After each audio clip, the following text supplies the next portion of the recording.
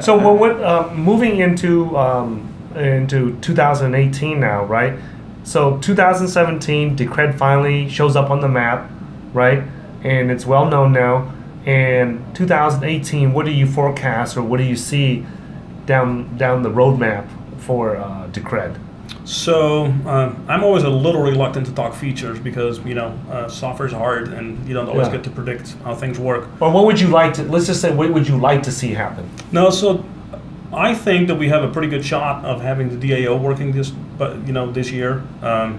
We're going to have all the big pieces done soonish, and then and then it becomes a lot of website work, but also a lot of figuring things out. So how are we actually going to implement this, right, process-wise?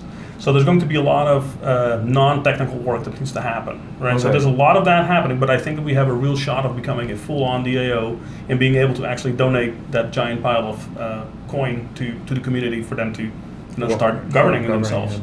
Okay. So I think that has a real chance of happening. Is there a dollar value on that pile of coins right now? Oh man! Or do you know? 20 million, 30 million? Yeah, it's probably more than that actually. Could Decred become a virtual nation? Like I'm a citizen of Decred, or a citizen. I mean, that is so. We like to use the word sovereign when we talk about Decred. So we want it to be a virtual sovereign. Can you provide like the services of government? I don't mean next year or the year after, but like 10 years from now or 20 years from now. Could Decred? Do you see the DAO being an organization where people are kind of members of this organization that have certain responsibilities and benefits to? So my short answer is actually yes. That is honestly what we're trying to be. To be a sovereign digital entity that you can do certain things with, right? As you're a stakeholder or a citizen, call it call it by whatever name you want, but you would be awarded votes based on criteria, right? Yeah. So yes. Yeah. And then once we move into the smart contract area, which we are pursuing, it means that you can actually write a constitution and codify it into the blockchain, and then have the blockchain govern that, right? And then the voting portion is what manages that. Does it make sense? So we are actively working towards that. And I believe is where I believe this is going, is almost surpassing nation states. Just like we're citizens of the United States, we have certain obligations. We have to pay our taxes. We have to follow the laws, but we also get certain benefits, right? We get the protection of the state and all the legal and political infrastructure we benefit from, right? The roads to the legal system to all the other things that governments provide us, right? And so do you see that as these DAOs being able to provide those services that traditionally, say, we use governments to rely on today? So getting a little meta, but again, I would say yes to that. So let me use another example. So one of the things that we were talking about when we did Politeia is proof of degree, which is a Politeia is like politics, right? It's a play on the word politics. No, it's actually the original name. It's a Greek word for system of government. So we picked it obviously deliberately because of that. But Politeia is the platform.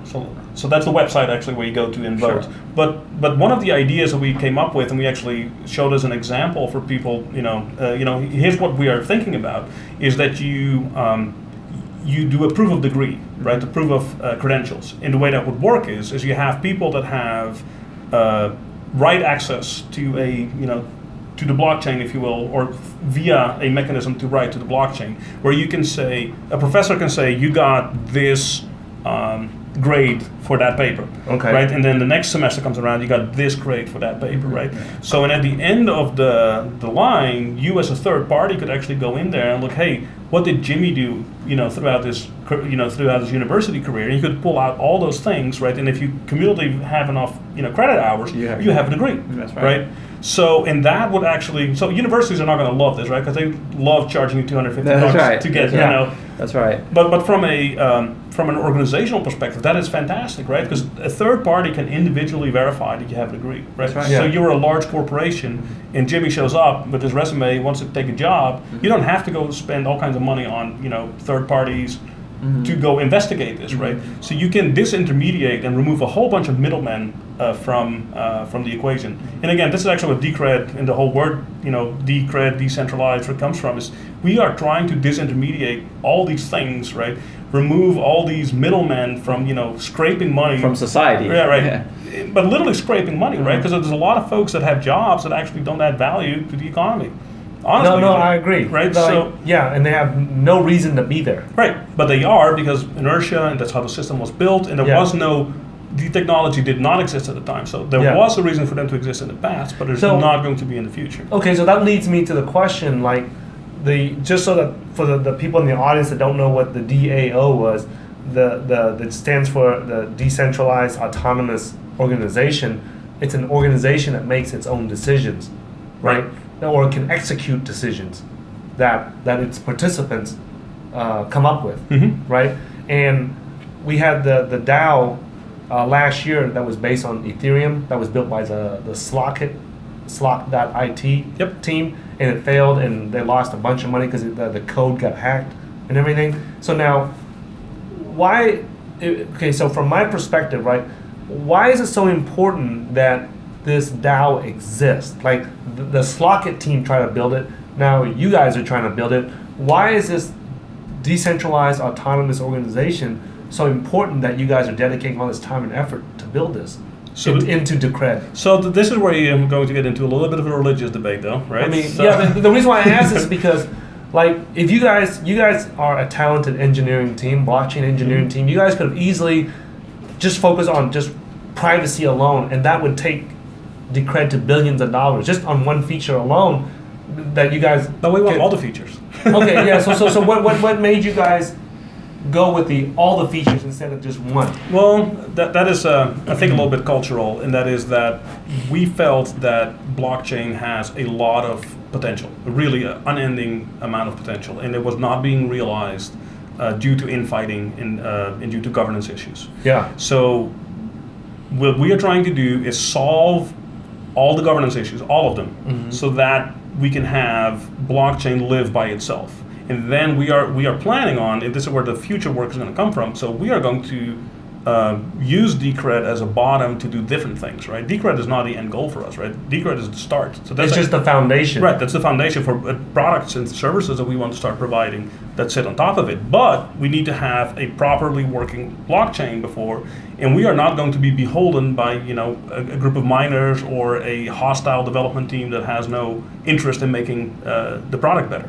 So that's long-term strategy, but that's where we're coming from, right? So we need blockchain, but we need blockchain to function properly first. The way it's supposed to be. Right. Okay. And currently, we feel that that's not the case. Okay. Right? So, but we're talking about many more years down. And I respect the fact that you guys are putting your money where your mouth is at, because you guys are actually building the software for several years before people even knew what it was. Yeah, well, and again, so we are planning to be here 10 years from now. Right? Okay. And 20 years from now. And that's why it's important to have all the these features that we're working on right now, so that we can. So like Leon and I, we always believe in having an edge in everything that we do. We're traders and investors. We feel like there's certain things that we do that gives us an edge. Well, what do you think that you and your team, your blockchain engineering team, what do you think is y'all's edge? Well, we write working code. I think that's this might sound trivial, but if you look at the top 20 or the top 10, there's some bad projects out there. I mean, flat out bad projects that are going to miserably fail, and people are going to get hurt. They're going to lose a lot of money. Yeah, billions of dollars. Yes. Is going to get so we're not going to get into specifics on that, but that's a real issue. The thing is that what our edge is that we can actually build working software and then deliver it, and that's what we have actually been doing, right? So, but we don't hype it either. So, since we are small, we have to kind of develop these features in a little bit of isolation so that we do get the edge. So we have done on-chain voting over a year ago at this point, right? So if he would have announced it, many more people would have come up with the same idea at that point, right? So but we didn't talk about it. No, we wrote it and we boom, here it is, right? So enjoy voting. Because you guys were the first ones to create the atomic swaps. That's correct. Yeah. And when I first heard about it, it was from Charlie Lee, and I thought it was them who did it, but later on I found out it was you guys who did it first. So we wrote the tools that did that. So that there had been, the primitives had been stitched together. So we were the ones who wrote the tools that actually made it happen. And that's a huge deal, by the way. Nobody's talking about atomic swaps. I think it's a huge deal. I think it's the biggest thing that's happened in 2018. In 2017 is the biggest thing that happened. I think that's even more important than the decentralized exchanges.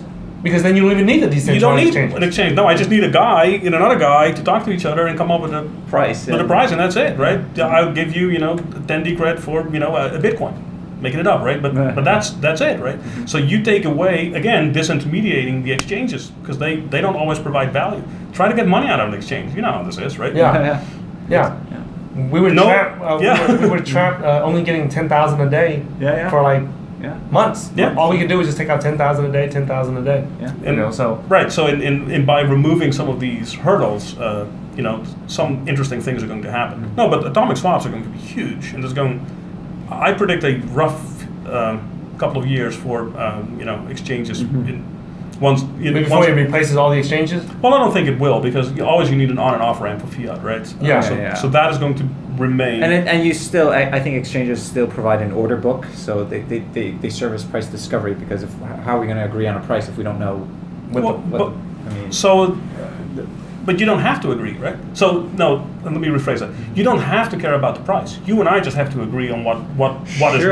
Sure. Right? So sure, there is an order book. Sure. Would be the price discovery. I mean, I'm saying exchanges still provide a mechanism for price discovery, right? It's a central point for all buyers and sellers to show up. But what if there was a chat room where 10,000 people and that show could up function as and an order just say, book. hey, I am offering. And that's how markets used to work, right? There was a guy sitting on the floor, and he's sitting there, and people would just yell and scream, "Look at the Chicago!" Right, exactly.